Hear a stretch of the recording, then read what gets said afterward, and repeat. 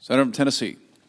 I am so pleased that my colleague from Oklahoma is on the floor and talking about this issue that affects so many Americans, and indeed in Tennessee, we have seen the impact of this. Now, as my colleague mentioned, our friends across the aisle have done what we call kicking the can when it comes to health care.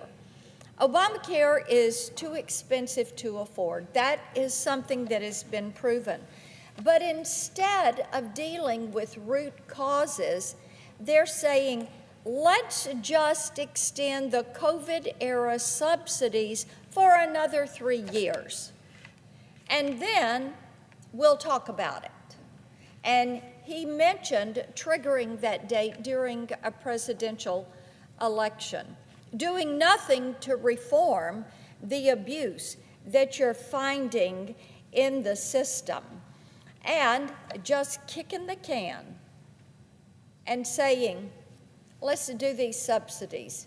Let's not worry about it. Well, you know, that is not something that Tennesseans are wanting to see. And as many have reminded me, it is these exact same subsidies that the Democrats used as a smokescreen to carry out their 43-day government shutdown. But at the end of all of this, they don't want to do anything about it, even though we have information and we have seen research that by extending these pandemic-era subsidies, and by the way, COVID is over, the pandemic is over, but they want to continue to fund like it's still going on. But these subsidies have been plagued by waste, fraud, and abuse.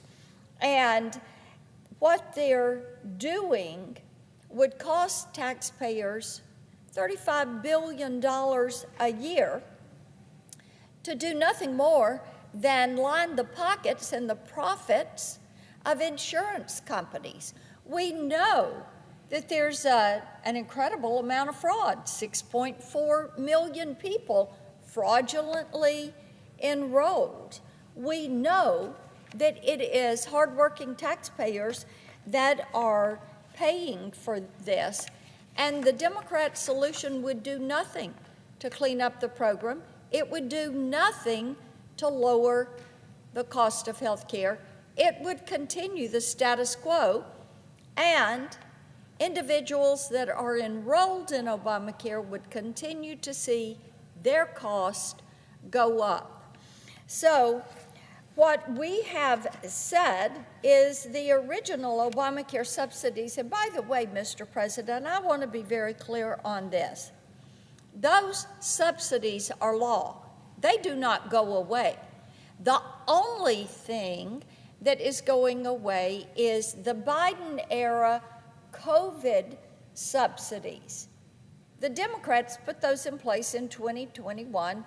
They were to expire in 22, and then they decided, no, let's make them expire December 31st, 2025. So they created this problem. They created the problem with Obamacare. Not one Republican voted for it in either the House or the Senate. And now they've created another problem. And they've done all of this because they didn't want to address the flaws that were in the program. Well, under the Biden COVID era credits, people who were making over $500,000 a year could benefit from the taxpayer-funded subsidies.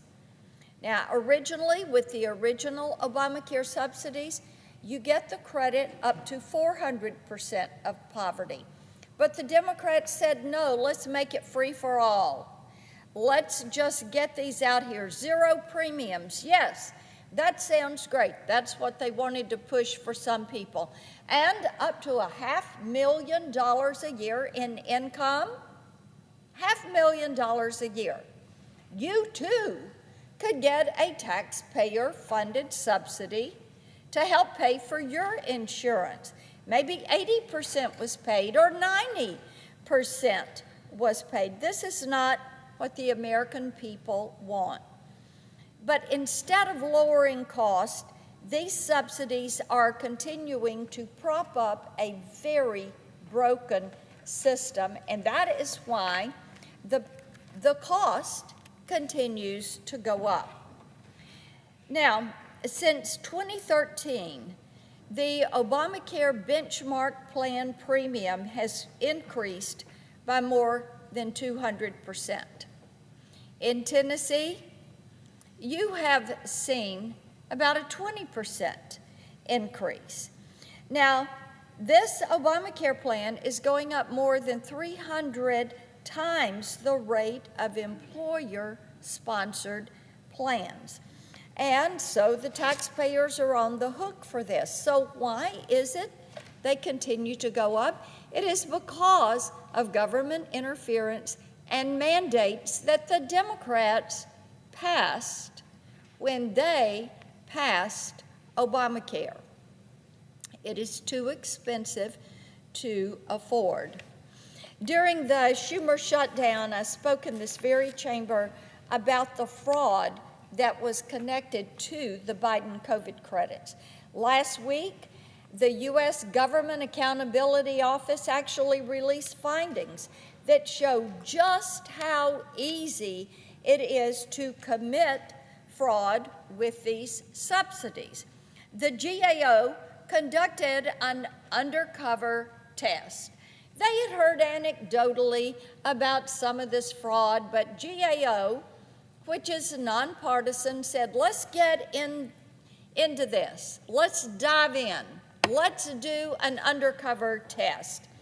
So they submitted applications for these Biden subsidies for 24 fictitious individuals, people that don't exist, addresses that are not accurate, names, Social Security numbers that are not accurate.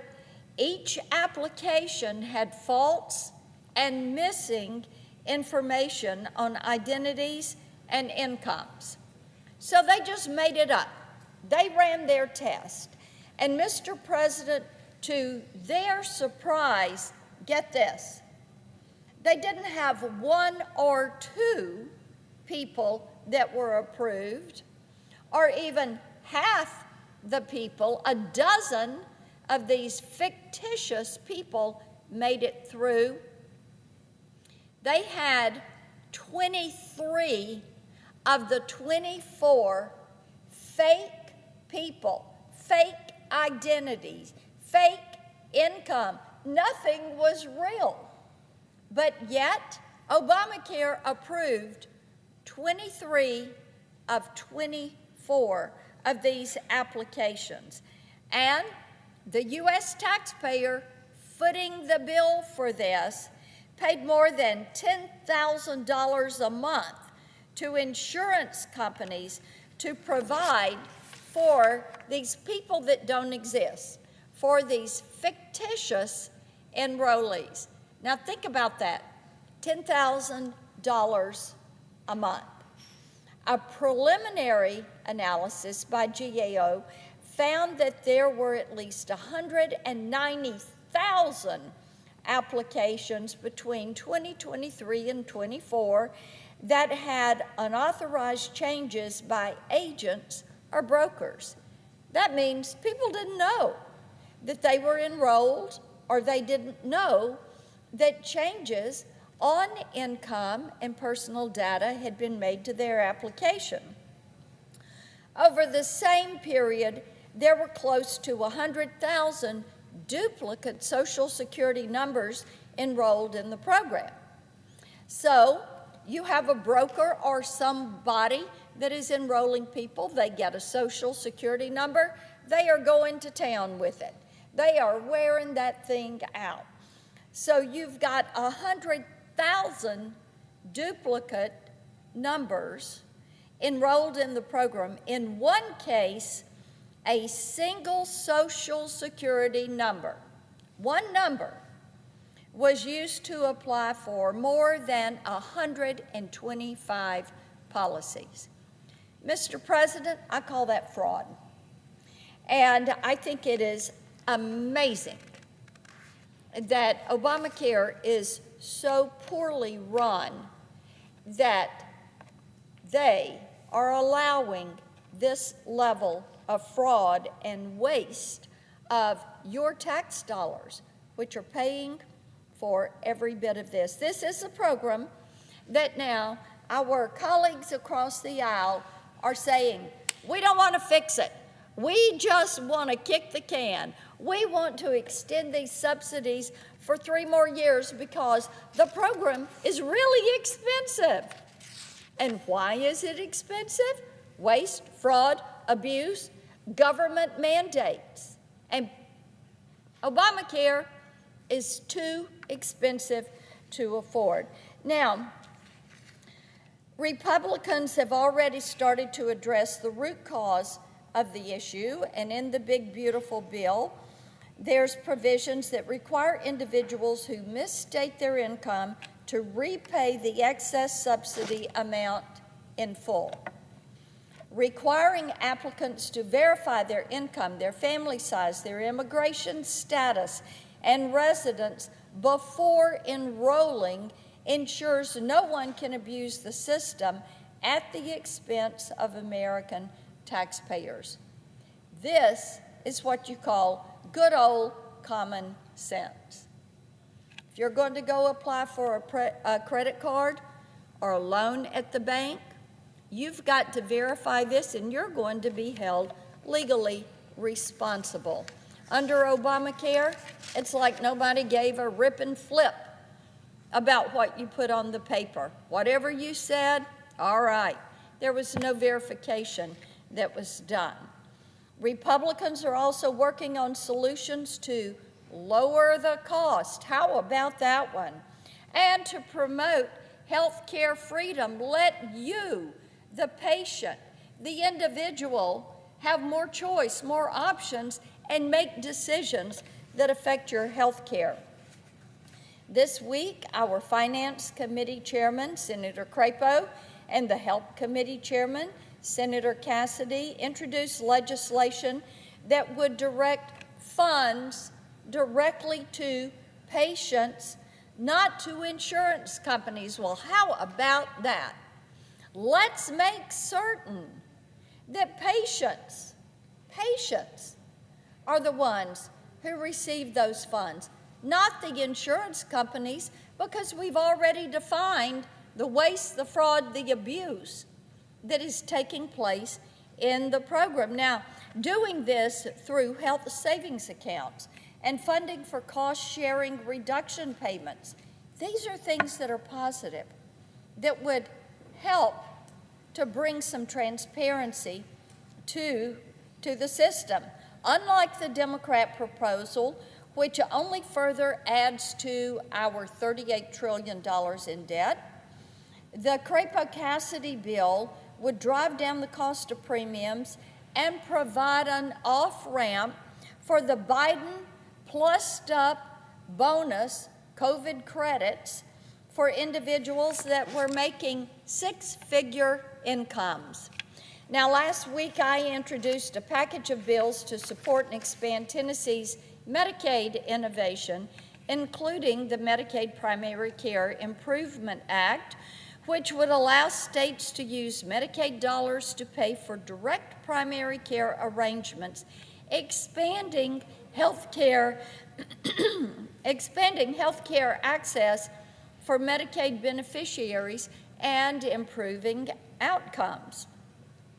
And we're introducing legislation that I've worked on for years. Empower citizens to purchase health insurance across state lines. Have portability on policies. If they got a policy that works, that they like, that they can afford, allow them to take that policy with them regardless of where they live. Again, common sense. We do know this. You've got to promote competition so that we can bring down prices and give consumers, individuals, patients, more power to price shop for affordable plans. Americans do not want the federal government in charge of their health care. They do not want socialized medicine. They do not want government-run health care plans, and they definitely do not want their hard-earned tax dollars underwriting fraud. I yield the floor.